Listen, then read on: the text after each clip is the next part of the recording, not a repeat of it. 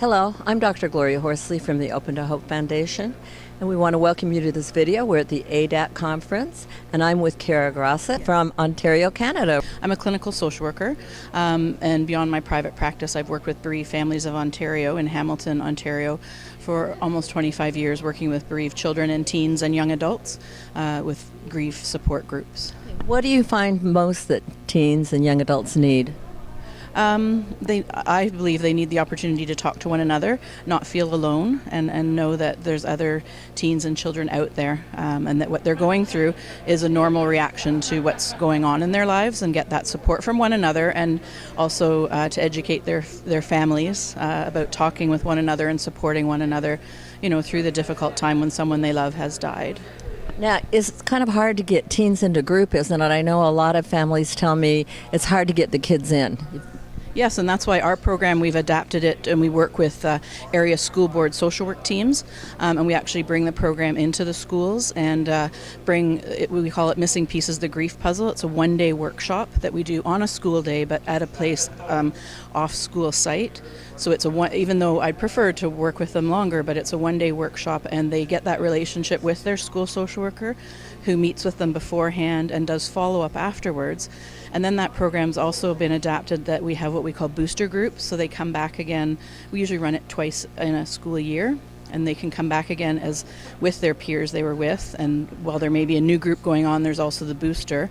And then from that, we've also had a lot of teens become peer facilitators. So in our groups, we have teens who've been through the program come back and really find meaning from that, not only from their own experience of loss in their family or a friend, but helping other teens. They get a lot out of that. That really helps kids to move on, doesn't it, when they can feel empowered? Absolutely, yeah. Now, one of the things that I've seen a problem with teens is their kids at school expect them to get on with it and move on and have fun and be fun at the party, right? I mean, it's been 2 weeks and they don't want to be around a sad kid. Yeah. Well, and I think the difficulty from the teen perspective as well is they often they have this, they're torn between wanting some accommodations and being allowed to do something different, but not wanting to be different. So it's hard, and a part of our hope too is to educate teachers and educators about what it is teens might need, or when they might say, no, I just want to be normal like my friends. And telling parents that they may be talking to their friends, but also if they want to talk to you and it's 3 a.m, wake up and talk to them, or put the phone down, or you're working, because when they're ready to talk and tell you that, then be present for them and available. And sometimes I used to just throw my son's name out, Miss Scott today, and not expect a response from them. Yes, just to make it okay that conversation can happen if they want to. Absolutely. Well, what kind of things do you do during that day? Because don't teens need to be a little active?